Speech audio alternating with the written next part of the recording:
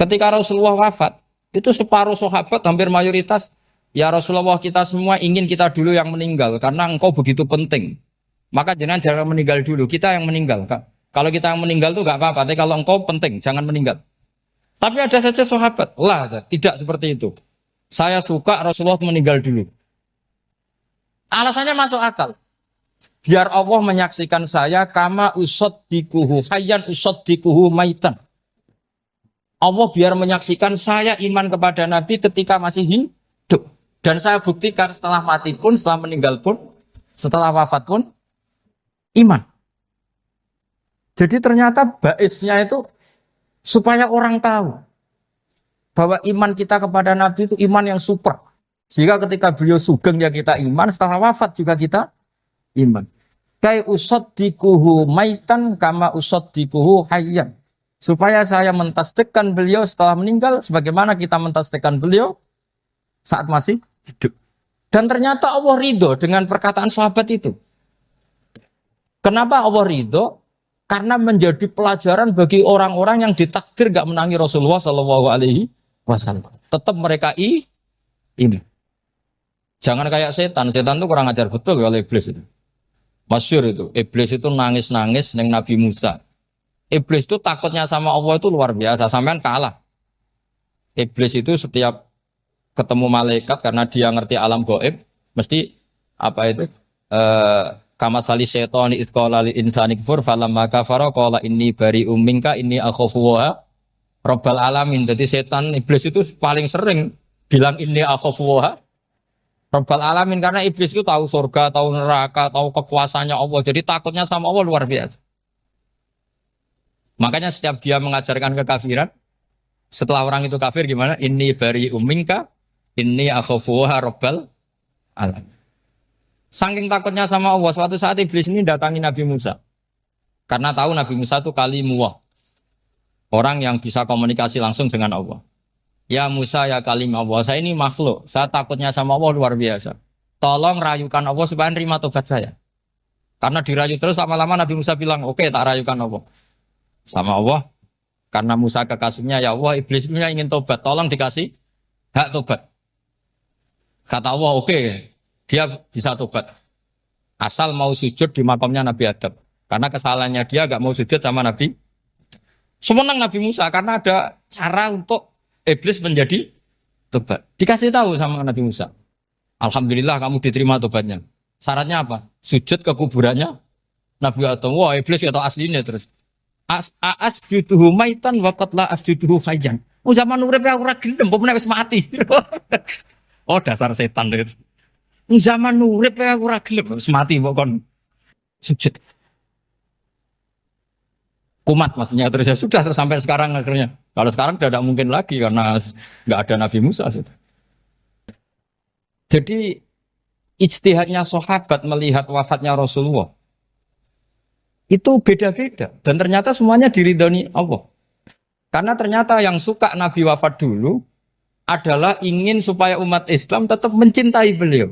Iman sama beliau, tasdik sama beliau. Sebagaimana tasdik zaman sugeng. Makanya kita harus mencintai guru-guru kita. Uhibbuhu maitan kama uhibbuhu hayyan. Saya sampai sekarang itu ya merasa Mbah Mun itu tidak meninggal. Saya masih merasa kalau bapak saya tidak meninggal. Karena kita mencintai beliau-beliau ketika hidup dan ketika wafat itu sah. Karena beliau-beliau sama kita juga seperti itu. Rasulullah itu ketika mendekati wafat, ya bahasa halusnya intaqala ila rafiqil a'la. Itu Nabi kalau ngedikan tuh rileks sekali. Hayati khairun lakum wa wafati khairun lakum. Cong aku nak uripku ya apik. Engko nak aku wis kapundhut ya apik. Fa amma hayati fali asunna lakum as-sunan. Sebagian riwayat fa innakum tuhadditsuna anni wa uhadditsu ankum. Kalau saya masih hidup, saya bisa mengajarkan kamu sunnah. Mengajarkan kamu tradisi-tradisi yang benar. Dan ketika aku mati, ketika aku sudah wafat, maka saya jejer Allah, kata Nabi. Saya berdampingan dengan Allah, maksudnya dekat Allah. Tentu bila kaifin walan hisab. Terus sudah fa'inna amalakum, amal-amal kamu diperlihatkan ke saya. Belum saya sudah dekat Allah, kalau amal kamu baik, saya muji Allah. Kalau amal kamu buruk, saya langsung mintakan ampun kepada Allah. Jadi Nabi rileks sekali. Artinya saya hidup bagus karena bisa ngajarkan kamu as-sunan wa syara'i'. Kalau saya wafat karena saya dekat Allah, kalau kamu baik saya muji Allah, kalau kamu buruk saya mintakan ampun kepada. Guru-guru kita juga seperti itu. Justru setelah wafat, beliau-beliau punya kesempatan dekat sama Allah, dekat sama Al-Mala'il A'la sehingga mendoakan apa? Nah terus kata Sayyid Muhammad, wala taqulu lima yuqtalu fi sabilillahi amwat. Kamu jangan pernah berkeyakinan atau berpendapat atau berkomentar kalau orang-orang yang mati fi sabilillah adalah berstatus apa? Mati, amwat. Kalah. Terus kata Sayyid Muhammad, hadza li amati syuhada. Ketentuan ini bagi umumnya syuhada. Artinya gini, umumnya syuhada saja tidak berstatus amwat. Apalagi hadza Rasulullah, sayyidul syuhada, sayyidul anbiya, sayyidul mursalin. Tentu tidak pernah berstatus amwat. Ya saya ulang lagi ya, jadi zaman cara berpikir amatus syuhada, syuhada yang umum saja berstatus hidup, tidak boleh distatuskan amwat. Apalagi Rasulullah itu sayyidus syuhada, sayyidul anbiya. Maka status beliau pasti hayyun la yamut, pasti beliau itu hidup tidak. Dan karena beliau itu asfaq, sangat sayang kepada kita, sebagaimana zaman beliau hidup itu sayang kepada kita, sampai nangis-nangis minta hak syafaat, maka setelah meninggalkan pun beliau pasti sayang kita dan pasti berusaha supaya kita diampuni oleh Allah Subhanahu wa ta'ala. Sehingga ada sahabat yang tadi berpendapat kalau saya nggak masalah Nabi wafat dulu. Supaya Allah menyaksikan saya usaddiquhu maitan kama usaddiquhu hayyan. Jadi ini cerita sudut-sudut mana. Fikih itu penting sekali. Kata Sayyid Ali yang Shahibu Simtid Durar itu, wabihi qiwamus syariah. Yang bisa mengawal syariat itu hanya fikih. Fikih itu ya kalau yang paling gampang untuk kita misalnya punya Fathul Qorib, Fathul Mu'in, Fathul Wahab. Tapi yang faham betul, mesti faham itu ngelotok setengah hafal. Jangan bawa kitabnya tok. Sementing sekian semester terus selesai. Itu sama-sama dosa, itu dosanya ya dosa, mahasiswanya juga dosa. Karena sudah terlanjur sarjana agama, ternyata nggak bisa, itu kan mendingan tidak sarjana agama. Itu saya tak cerita sama Kiai Roba, itu ada fatwa Kiai juga wali. Suatu saat ada penyanyi dangdut top terkenal di Indonesia itu nyanyi dangdut, ya penyanyi ya dai, entah itu hakikat entah majas tidak tahu. Itu kiai itu fatwanya lucu. Kalau kamu datangi dia pas main dangdut masih saya beri izin, tapi kalau datangi dia pas pengajian itu tak larang kan santrinya jadi eskal. Ini pas pengajian dilarang, pas dangdutan kok malah dapat izin. Tapi bukan berarti halal ya, dapat izin. Dapat izin kan potensinya bisa karena dilarang lah ya tetap belerot. Terus suatu saat si santri ini setengah wali, tidak wali tapi setengah. Ya. Lama-lama itu memahami gurunya. Memahami gurunya ternyata sirinya begini. Kalau seorang penyanyi yang tidak pernah ngaji, kemudian ngomong agama, itu potensinya itu fadallu wa adallu, sesat dan menyesatkan. Tapi kalau dia sedang nyanyi dangdut, penyanyinya cowok, sama jangan bayangkan dangdut putri, enggak itu cowok sudah tua lagi. Jadi potensi halalnya ada lah maksudnya untuk, tapi tidak alat musiknya orangnya. Tapi kalau dia nyanyi itu paling dosanya hanya nyanyi. Saya ulang lagi, murid tadi akhirnya paham kalau datangi pengajian itu artinya ikrar kalau dia seorang dai. Atau seorang yang layak ngomong apa? Agama. Itu lebih bahaya karena kita santri, apalagi kita doktor atau MM, terus ngekrori orang yang nggak jelas asal usulnya. Tapi kalau nyanyi kan nyanyi saja. Sehingga itu menjadi fikih. Bahaya terbesar dalam fikih adalah apa? Mengkaji fikih tidak dari ahlinya. Ya saya ulang lagi ya, mengkaji fikih tidak dari apa? Ahli. Nah kenapa demikian? Begini, saya beri contoh. ilmu fikih itu tentu pertama dari Rasulullah Shallallahu Alaihi Wasallam. Kemudian bersanad sampai kita atau kita sampai Rasulullah. Itu ngalami sekian ijtihad yang tidak mudah. Saya beri sekian contoh. Dulu Imam Syafi'i itu sukanya sama guru yang miskin, ya karena rata-rata santri juga miskin. Jadi mesti ngidolakan guru yang miskin. Karena sesama miskinnya harus berkoalisi. Tapi akhirnya gurunya Imam Syafi'i itu miskin sekali. Namanya Muslim bin Khalid Az-Zanji itu miskin. Sufyan As-Tsauri miskin. Sufyan bin Uyainah miskin. Setelah ngaji di Medina itu Imam Malik itu kaya. Pas itu Imam Malik sudah kaya. Setiap ketemu Imam Syafi'i dikasih uang. Sampai ketika Imam Malik itu bilang, kamu sudah alim. Ilmu saya sudah habis, kamu ngaji sama yang lain. Sama siapa? Kata Imam Malik, orang yang sealim saya sudah meninggal, namanya Abu Hanifah. Tapi dia punya murid, namanya Muhammad bin Hasan Asy-Syaibani. Kamu ke sana. Terus Imam Malik datang ke Baki. Dulu Baki itu pasar rental, ya Grab lah kira-kira sekarang. Itu mengumumkan, siapa kafilah yang mau ke Irak? Kita ya Imam Malik. Dibayari sama Imam Malik. Ini yang antar ke Irak, ke Muhammad bin Hasan Asy-Syaibani. Imam Malik mulai ngeper.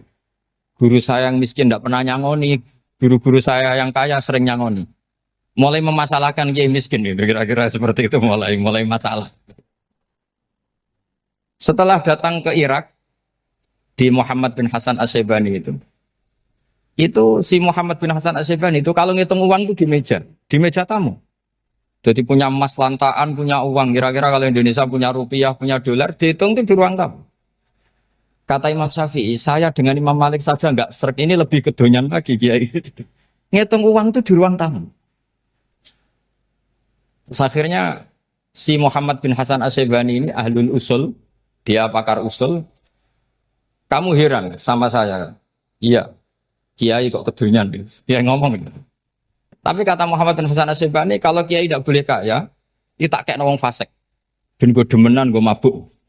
Oh jangan, nanti dipakai maksiat. Penjenengan mawon kersane digetoat. Berarti kiai oleh sugih, pun angsal-angsal. Semenjak itu jadi satu fikih bagi Imam Syafi'i. Ternyata kalau mengharamkan kiai sugih, berarti membolehkan yang fasik sugih. Kalau yang fasik sugih bisa dipakai i'anah alal maksiat. Semenjak itu mindset pikiran Imam Syafi'i rubah. Saking rubahnya sampai beliau berpendapat orang bisa beli Alphard, kok beli carry itu haram. Bisa jadi bupati kayak Pak Roba, jadi RT haram. Pokoknya gitu. Bisa keren kayak Gus Bak kok jadi orang pendengar haram. Pokoknya haram terus. Karena dalil beliau al-Islam ya'lu wala yula alaih. Coba sampean ridho misalnya jadi orang Gresik dipimpin orang yang enggak sholat, ridho ndak? Ndak. Atau sholat tapi nggak bisa ngaji, ridho ndak? Ketika yang bisa ngaji berpotensi jadi buba, terus keterusan. Karena Imam Syafi'i keterusan, ya umatnya keterusan. Akhirnya orang-orang Syafi'i itu politikus rata-rata. Ya, makanya sama jangan kaget sama Baruba. Kakak saya wakil bupati dia. Putranya Mbah Mun ada yang wakil apa? Gubernur. Dulu Gus Wahid ya menteri agama. Itu asal usul dari perubahan fikih, mindset, cara berpikir Imam Syafi'i.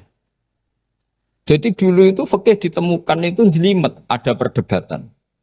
Itu tidak hanya pada level ulama, pada level Nabi pun ada perdebatan. Jadi jangan kira Nabi itu tidak debat, ya debat. Nabi itu asal seangkatan itu mesti debat, termasuk debat dengan malaikat. Jadi kalau perlu ya debat sama apa?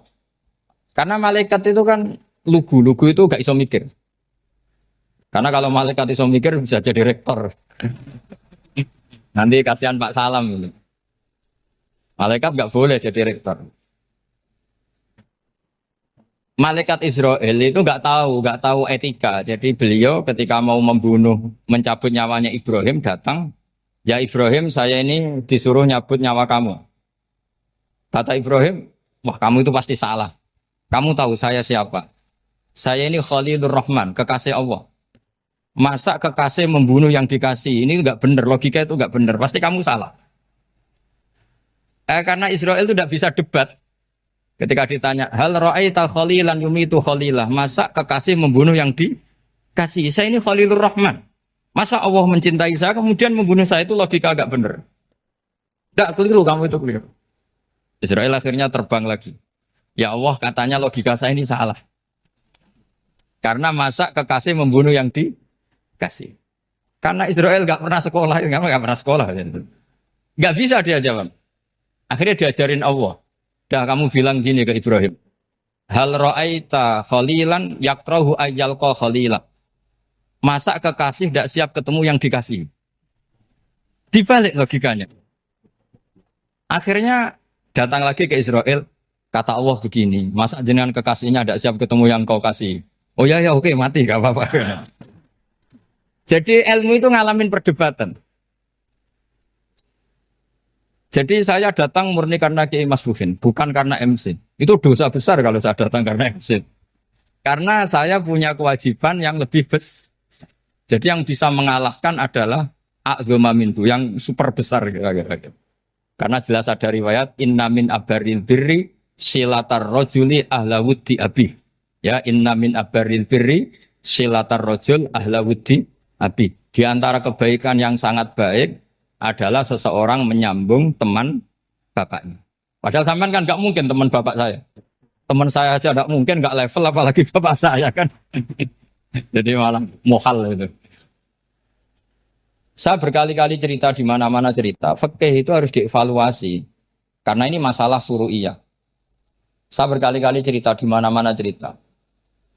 Hukum berteman orang fasik gimana? Pasti orang jawab haram karena takut ketularan orang fasik. Tapi kalau dibalik, hukumnya bina orang fasik gimana? Ya baik, umatnya Nabi. Bisa bina kalau berteman. Kamu bisa bina orang fasik tanpa berteman? Gak bisa. Jadi kalau dibalik, hukum berteman orang fasik gimana? Haram. Hukumnya bina orang fasik? Baik. Bisa bina kalau berteman. Berarti berteman orang fasik? Ya terus nanti pada level lapangan sih gampang. Kalau yang soleh membina yang fasik dan yang fasik ketularan yang soleh, maka ternyata kalau yang soleh ketularan fasik ya berarti ternyata buruk. Tapi kan hukum masa nunggu kenyataan kan jadi nggak hukum. Di mana-mana hukum itu kan ada asumsi karena ini masalah ijtihad. Nah itu yang dilakukan para ulama kita. Jadi sampean harus mengkaji fikih secara detail karena tidak hanya kita yang khilaf. Nabi-nabi juga khilaf dalam menentukan dakwah ilallah. Wali-wali kita kayak Abdul Hasan Asyadili sama Sayyid Abdul Al-Haddad itu juga. Imam Ghazali ya khilaf. Imam Suyuti itu kalau ketemu Al-Qastolani itu saling tidak nanya, saking nggak cocoknya. Masyhur itu. Jadi ulama ora cocok. Bedanya nak saiki perkara partai. Kalau orang gini enggak. Karena pakai asumsi. Pakai asumsi karena memang susah. Nggak misalnya memang tak bedai, tak beri yang di nggak misalnya ada orang rukuk kemudian kentut. Itu sholatnya batal apa enggak? Enggak, jawab saja. Enggak, orang sholat kemudian pas rukuk kentut atau kelihatan auratnya. Sholatnya batal apa enggak? Batal. Itu keliru nih sampean, itu salah dosennya mesti itu. Pertanyaannya gini, yang dikatakan sholat itu kan aqwalun wa af'alun muftatahatun bitakbir muftatamatun bitaslim. Lalu ketika sampai rukuk apa sudah namanya sholat sehingga kamu katakan batal? Namanya sholat aja belum kok sudah kamu katakan batal gitu.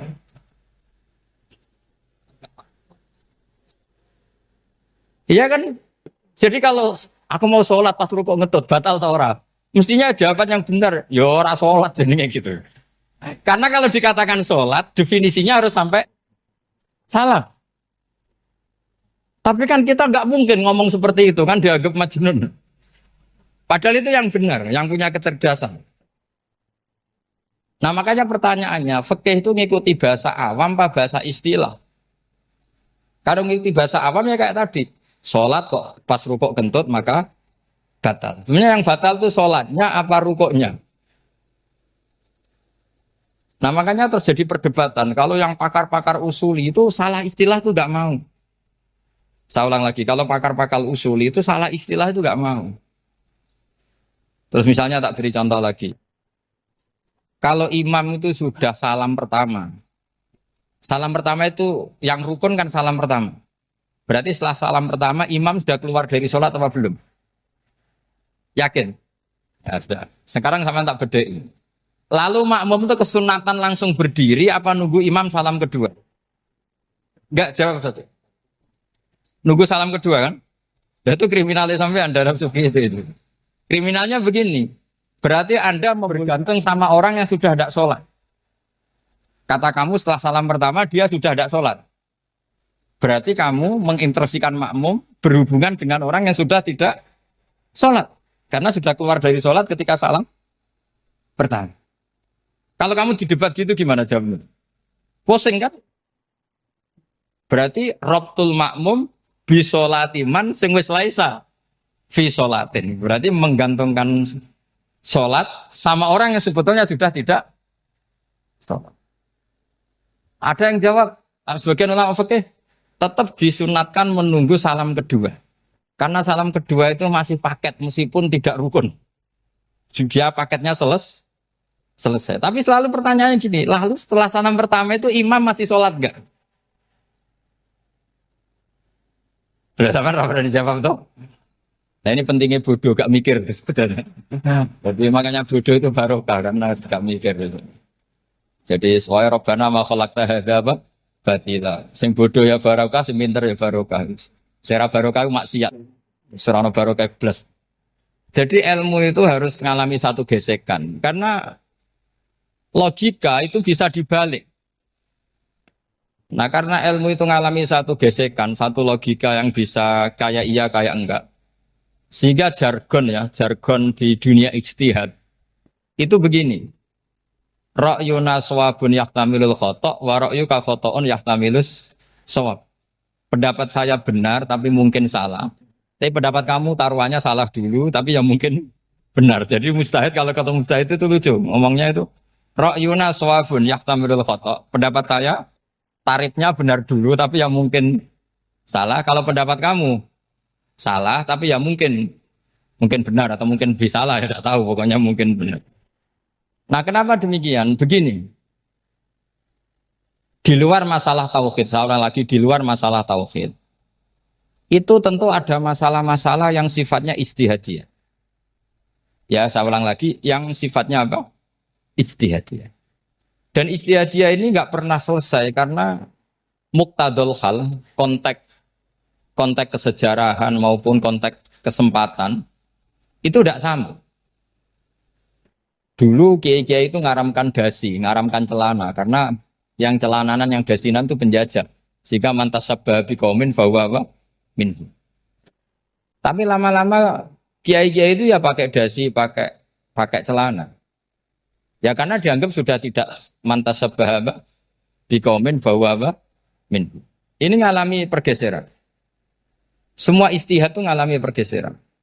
Lalu pertanyaannya begini, lalu istihad apa Gus yang permanen? Yang permanen ya istihad dengan alatut istihad apa? Istihad. Saya beri contoh misalnya begini. Nabi Musa itu yang ngalami istihad. Kata beliau karena kangen Allah, itu ingin melihat Allah karena kangen. Rabbi arini anzur ilai.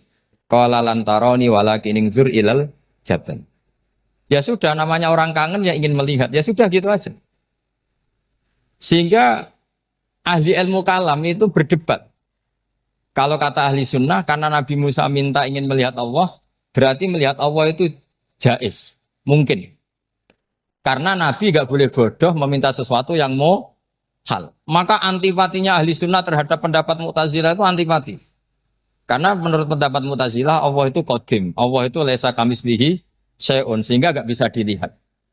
Pertanyaannya adalah berarti Nabi Musa meminta sesuatu yang mau hal. Itu bodoh sekali sampai nggak tahu mana mau hal, mana apa jaiz. Makanya kata Imam Ghazali, masa Nabi Musa yang Nabi nggak tahu kalau melihat Allah itu mau hal. Sampai minta berarti nganggap itu jaiz atau boleh. Itu cara pandang orang-orang ahli sunnah apa? Wal jamaah. Tapi tetap saja sebagian ulama itu ya balelo. Yang kayak Mu'tazilah itu ya balik loh. Cara berpikir pokoknya itu karena kangen, bukan karena mungkin atau tidak mungkin. Jadi nggak mungkinnya tetap tidak mungkin.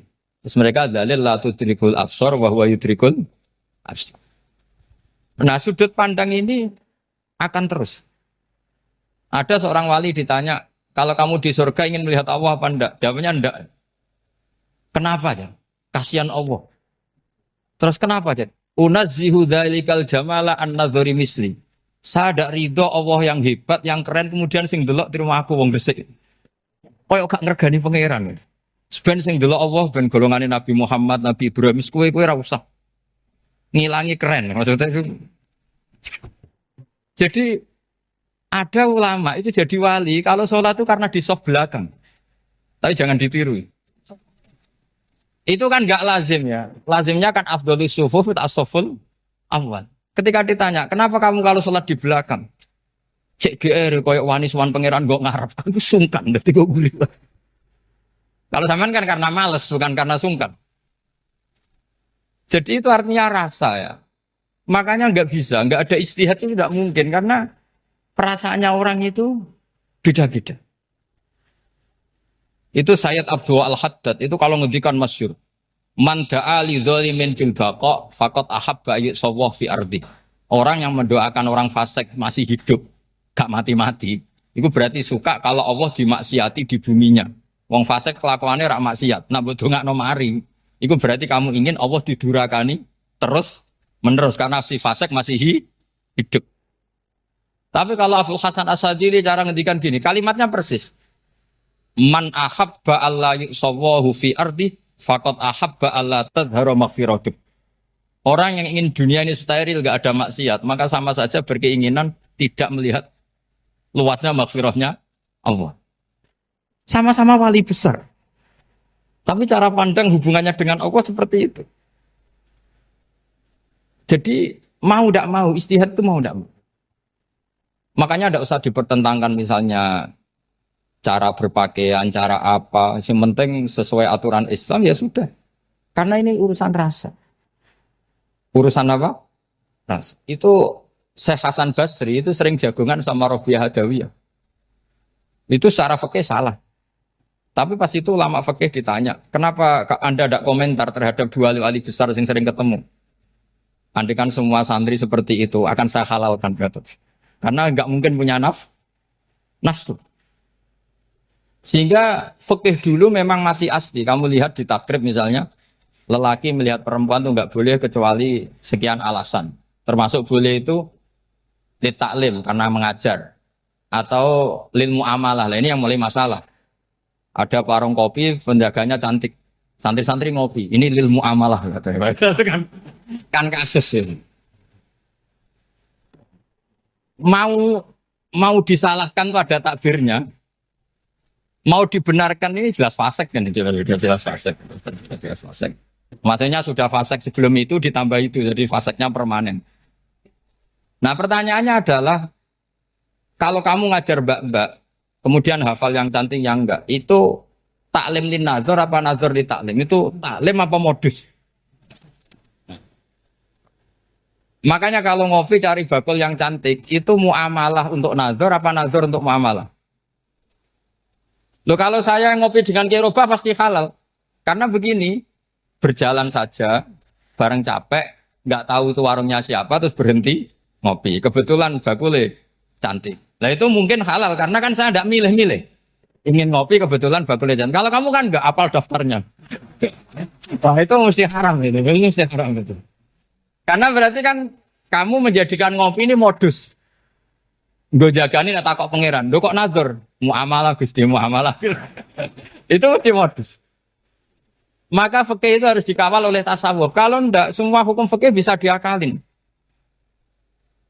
Makanya Imam Bukhari punya satu bab namanya Kitabul Khiyab. Bab mengkhilaf fikih.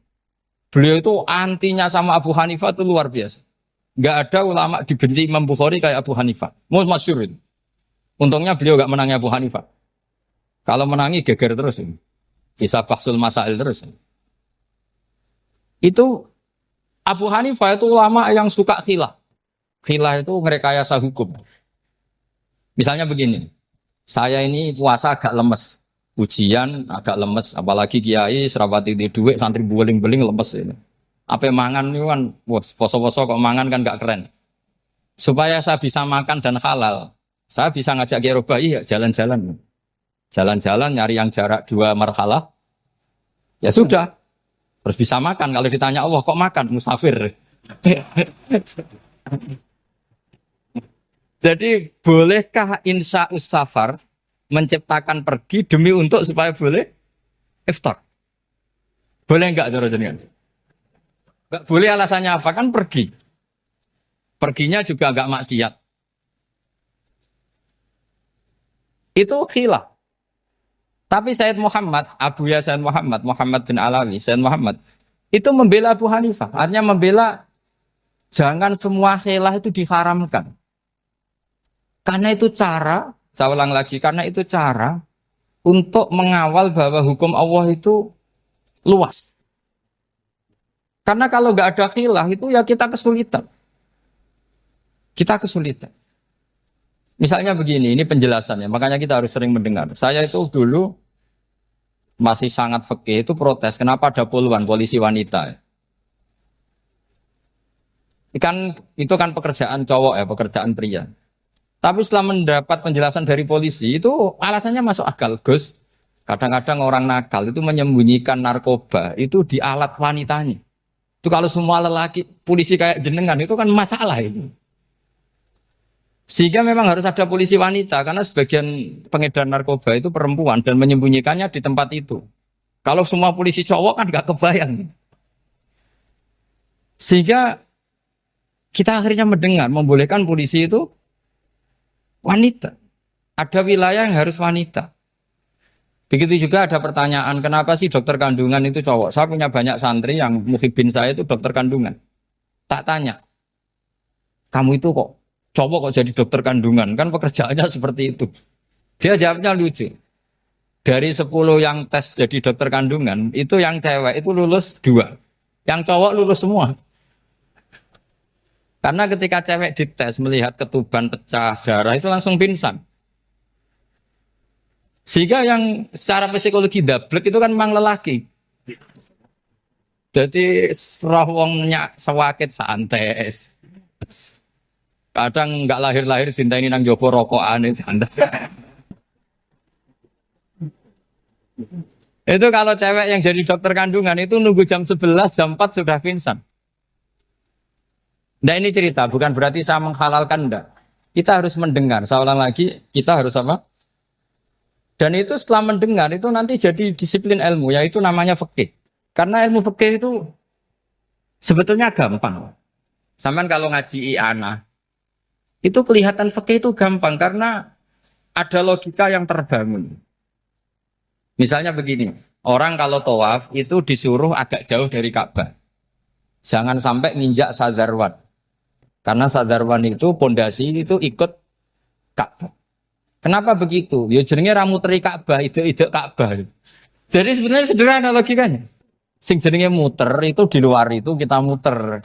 Nah kalau nginjak pondasinya namanya gak muteri Ka'bah tapi ide-ide Ka'bah. Ya jadi sederhana sebetulnya ya masuk akal. Jadi fikih itu nggak ada yang iskal, sebetulnya masuk akal. Tapi karena kita nekuni itu tidak serius, maka terus jadi paradok. Saya beri contoh lagi ini sebagai penghormatan saya sama Ki Mas Bukin, karena ini sudah namanya fakih. Kalau ada ayam jago ditabrak truk, terus kejet-kejet, adekan dibiarkan pun mesti mati, karena gerakannya sudah harokatul masbuh. Terus kamu sembelih, itu halal apa enggak? Enggak jawab, ayam jago loh. Kalau kamu katakan halal, dia sudah tidak punya hayatun mustaqirroh, kehidupan yang permanen. Andai kan kamu biarkan pun 1 menit lagi meninggal. Kejet-kejet kan mau prosedur saja. Maksudnya pantasnya mati ya kejet-kejet sih, tapi sebetulnya sudah pasti mati. Maka ini ada 2 ulama. Kalau kata Imam Malik tetap namanya halal. Karena ruhnya masih di situ, sehingga ketika kita nyembelih, ya nyembelih hewan yang hidup. Yang namanya nyembelih itu pokoknya mematikan yang punya roh. Sementara saat itu rohnya masih di situ. Meskipun 1 menit lagi pasti. Tapi kalau mazhab Syafi'i enggak, ini sudah harokatul masbuh. tidak punya hayatun mustaqir. Sehingga dalam perdebatan ulama fikih itu lucu, kadang ya gampang-gampang mangkel no. Misalnya begini, kalau ada anak lahir tidak ada amaratul hayat, nggak nangis, nggak bernafas, sunat disolati apa enggak? Siktun sing layas tahilu walayas langsung lahir langsung mati, nggak ada amaratul hayat. Ora tahu mikir tuh. Itu tidak wajib disolati. Alasannya, ya kan memang sholat alal mayit kan tidak pernah hidup. Di mana-mana mayit itu setelah hidup mati. Ini kan tidak pernah hidup. Namanya ya kit atul lahmen, ya potongan daging itu aja enggak. Jadi kadang fikih diwaca tenan jebule mangkel no. Terus ketika di kitab Minhajul Thalibin itu, kalau kamu keluar mani itu wajib mandi enggak? Wajib kan? Kalau keluar mani inzal itu kan wajib mandi. Nah kenapa nifas atau wiladah keluar bayi? Kenapa ibu-ibu kalau keluar bayi wajib mandi? Alasannya lucu. Li annal walad maniyun pun akidun. Ini kan wis mani cuma mengkristal. Jadi kadang fikih mangkel. Apa ya? Sembrono itu masuk. Mosok wajib mandi wiladah itu karena apa? Li annal walad maniyun mun akidun. Niku mani sing wis mengkristal. Mani sing wis jelalatan lah lahir nangis macam-macam. Jadi ternyata karena kenapa fikih butuh alasan? Nyari hadis tentang keluar anak mandi itu enggak ada yang sorry. Yang ada adalah tentang inzal. Innamal ma' minal. Akhirnya dicari-cari ternyata walad itu maniyun menakit. Lah ini problem fikih. Sampean harus siap dengan pelajaran seperti ini meskipun sampean mungkin wong priayi tapi ini ilmu.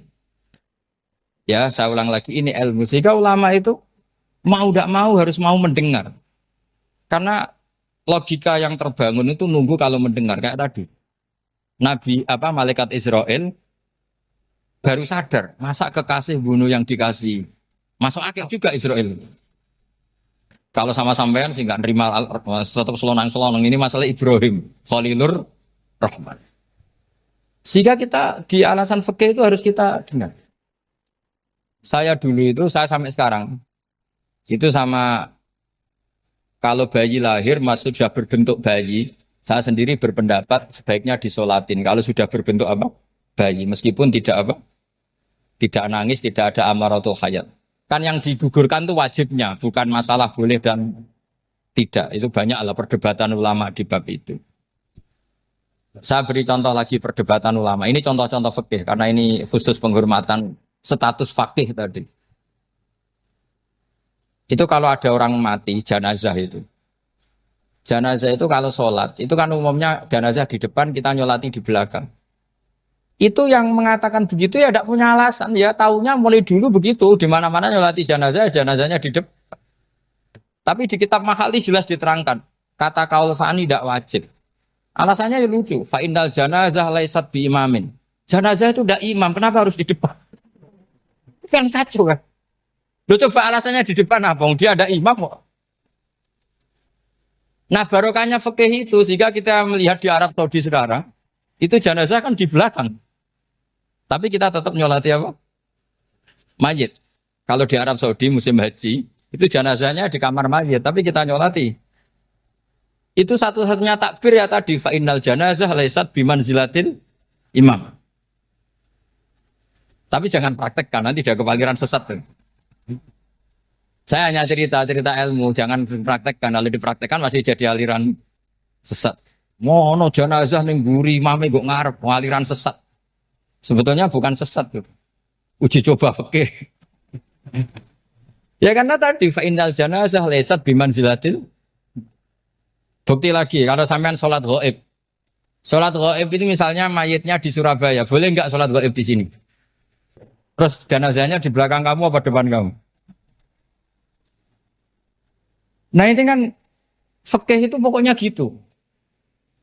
Makanya standar furu'iyah itu susah.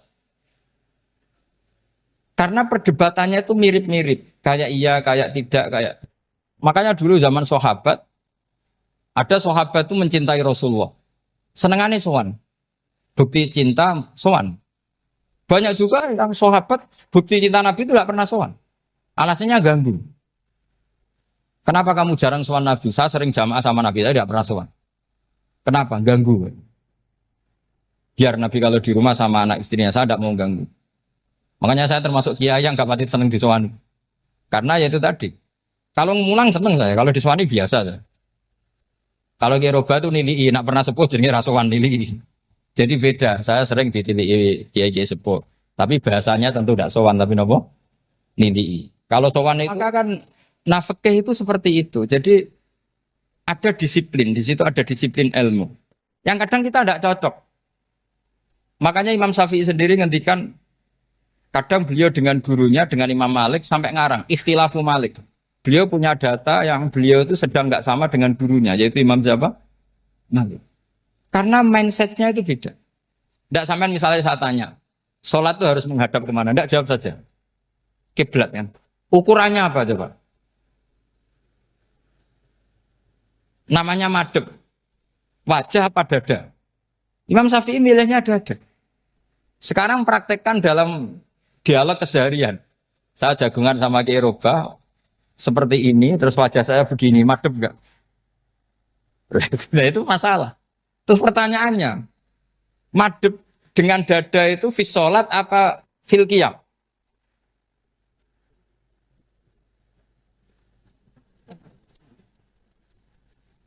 Loh, enggak, kalau fis sholat pas sujud dada kamu madhep mana coba? Kamu enggak pernah mikir kan? Ya madhep pakai dada itu kan kalau berdiri, kalau rukuk sama sujud.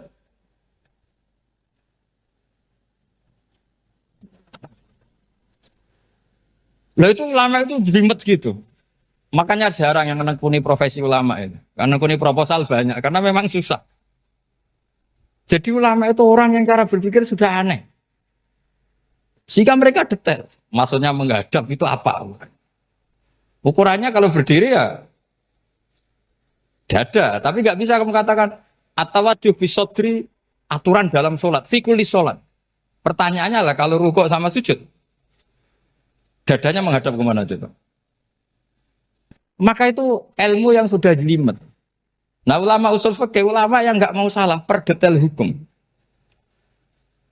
Sehingga menurut Imam Rafi'i, misalnya kalau beliau ditanya, sujud itu gimana ya? Asal wat ujabha, ya sujud. Tapi kalau menurut Imam Nawawi harus melibatkan 7 apa?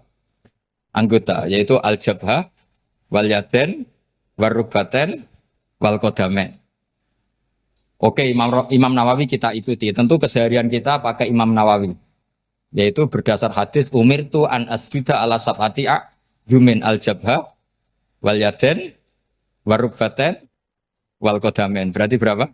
7. Tapi pernah saya cek di kitab karangannya Imam Syafi'i ketika beliau ngendikan saya suka kalau orang sujud itu melibatkan 7 anggota berdasar hadis ini. Tapi kata beliau wayah tamilu dan bisa saja sujud yang watul jabhah itu sudah cukup. Terus kata Imam Syafi'i, limada karena Nabi ketika sujud itu hanya ngendikan begini, sajadalaka wajhi wa sam'i wa basori.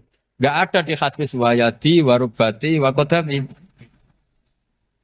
Ya sudah akhirnya. Nah, itu sudut pandang. Terus gugatan kedua begini. Ada orang Muslim yang sujud sama berhala. Untuk menjadi murtad itu harus 7 anggota apa cukup fatul jabah halal arbi?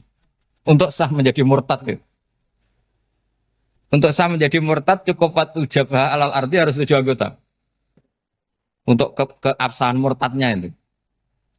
Tidak jawab. Makanya ini tugas dosen-dosen ini meminterkan ini. Karena namanya sudah faqih. Faqih itu ahli faqih yang detail namanya faqih.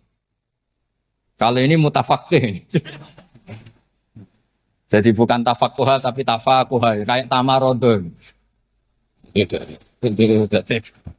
Jadi wazannya nanti itu wal idhari ma laysa fil waqi'. Jadi ini bukan gojlok, ini memang marah saya. Jadi kalau sudah pakai gelar fakih, harus fakih betul. Nah, mohon kalau mengkaji fikih itu harus detail. Minimal takrib itu setengah hafal. supaya konstruksi ilmu itu utuh. Saya sama lagi konstruksi ilmu itu, karena ilmu itu mesti ada yang apa ya? Ya rodok setengah salah itu, tapi disalahno ora kena. Ndak sampean tak bedheki, nak pancen bener langsung tak angkat jadi rektor. Nak bener tuh. Coba rukun sholat pertama itu apa coba? Rukun sholat pertama. Niat. Niat sama berdiri dulu mana? Ayo niat dulu baru berdiri, apa berdiri dulu baru niat? Berarti niat sama berdiri dulu mana? Nah, rubah kan? Artinya kita mau bilang tartib urutannya niat berdiri takbir gak bisa. Yang dikatakan niat itu apa? Qasdus syai' muktaronan bifi'lihi. Berarti niat sama takbir harus bareng apa urutan? Bareng. Terus dengan qiyamnya urutan apa bareng? Bareng apa urutan? Loh enggak, kalau urutan berarti takbir dulu duduk baru berdiri. Nah maka seperti ini itu mau tidak mau kita salah. Dikatakan tartib ya salah. Dikatakan serentak ya salah. Cuma karena kita bodoh gak tahu mikir itu. Alhamdulillah kan di situ itu. Loh coba niat sholat loh. Niat takbir qiyam dulu man. Niat takbir qiyam dulu mana coba? Dulu qiyam. Enggak ada kitab yang mengatakan arkanus sholat awaluha. Oh dianggap kitab kriminal maksudnya. Makanya ngendikane ulama-ulama di sarah-sarah, mau ndak mau sebagian istilah itu tasamuh. Tasamuh itu wis tiga gampang ngono kok repot. Karena kita ndak bisa detailnya. Coba misalnya puasa. Puasa Ramadan itu wajib apa? Tabyitun niat, nginep no niat. Sing darane nginep itu umure lama apa enggak? Lama kan? Sekarang sebelum 2 menit kamu baru niat, sah apa enggak? Sah. Itu sempat nginep apa enggak 2 menit itu? Enggak sempat kan? Jadi ilmu itu makanya kata ulama-ulama pokoknya ilmu itu mesti ono unsur tasamuh. Tasamuh itu ya tiga gampang. Apa? Tiga gampang. Misalnya Imam Syafi'i berpendapat mashu ba'dir roksi. Itu kata beliau walau sya'rotan fi hadir roksi. Meskipun satu rambut asal masih di wilayah kepala. Tapi kalau rambut itu dikeliwir, dibasuh di sini enggak sah. Karena sudah keluar dari batas apa? Kepala. Imam Syafi'i cara berpikir kan ya ngene iki jenenge basuh sirah. Tapi cara Abu Hanifah enggak. Ya enggak, yang namanya megang kepala itu ya minimal 1/4. Masa gitu dikatakan megah. Lalu ulama usul fikih itu berdebat. Sesuatu itu sesuai masodaknya. Masodak itu yasduku alaihi kada. Yaitu, ini tadi saya cerita ke Ibu Khen tentang ngaji Jamul Jawame. Ini ilmu yang di Jamul Jawame. Sesuatu itu ukurannya mayasduku alaihi kada apa dengan takrif, definisi. Misalnya gini, sholat itu batal dengan makan. Kalau kamu sholat, makan batal enggak? Enggak, jawab saja. Batal. Itu satu upo apa satu piring? Enggak, jawab saja. Satu upo sudah batal. Sekarang bab makan di ngormat tamu. Cong tamuku keimangan. Iku sak upo apa sak piring? Nah ini kan tidak fair. Di bab tamu makan satu piring, tapi di bab sholat satu upo.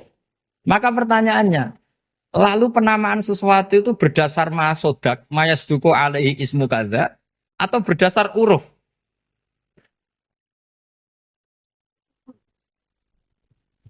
Ukurannya apa coba? Maka terus jadi perdebatan. Nah ini di sini ini pentingnya ulama karena ya sekarang saya bedai sekarang. Cengkeh itu wangi apa enggak? Kategorinya cengkeh. Wangi kan? Kalau orang bikin kue tar pasti pakai apa? Cengkeh. Pakai wedang ronde supaya manis. Apa wangi dikasih apa? Cengkeh. Nah itu saya berkali-kali cerita. Pernah mau dipikirkan orang Islam itu nggak boleh rokok karena dianggap pakai apa? Mewangi karena ada apa? Cengkeh. Tapi terus didebat. Kalau gitu berarti orang Jumatan sunat rokok. Karena Jumatan disunatkan pakai pewangi. Wah itu kan akhirnya tuh, wah iya repot ya kan. Jadi kalau cengkeh kamu kategorikan wewangen, yang orang Islam nggak boleh rokok karena pakai cengkeh yang wangi, konsekuensinya orang Jumatan sunat rokok karena berarti di masjid pakai apa? Pewangi kan sesat semua ya, jadi itu ilmu. Makanya selain fikih mateng itu ada ilmu yang namanya usul fikih. Usul fikih itu yang neliti itu. Mayas duku alaihi kaza. Jadi yus ngono iku wis darani ngono. Saurang lagi. Ngono iku wis darani ngono. Ora perlu roh detail. Ya, saya ulang lagi. Wis ora perlu roh detail. Makanya Abu Hanifah itu misalnya basuh wajah. Wis angger kecelok ngene iki basuh wajah. Nek Imam Syafi'i kan detail. Mimba ini mana bitis syari sampai ila somahe uzunehi ila zakon. Terus mana bitis syari Imam Syafi'i nambah apa? Ghaliban. Kenapa ditambah ghaliban? Karena kalau orang budak mana bitis syarinya di sini. Jadi itu fikih. Jadi fikih itu jelimet. Padahal kita ini nggak pernah berpikir secerdas Imam Syafi'i, tapi akhirnya ya mikir juga. Agak ditambah ghaliban, mana bitis syarinya orang budak kan? Sini. Terus sekarang perdebatannya, orang budak basuh maskur roksi di sini sah enggak? Karena tadi itu wajah apa kepala gitu kan. Kan jadi bingung gitu. Ya makanya ini mukadimah saya supaya sampean apa lebih disiplin belajar apa? Fikih dan setidaknya didiskusikan lah kitab-kitab Minhajul Thalibin atau kitab-kitab Mahali. Karena di situ nanti ada perdebatan.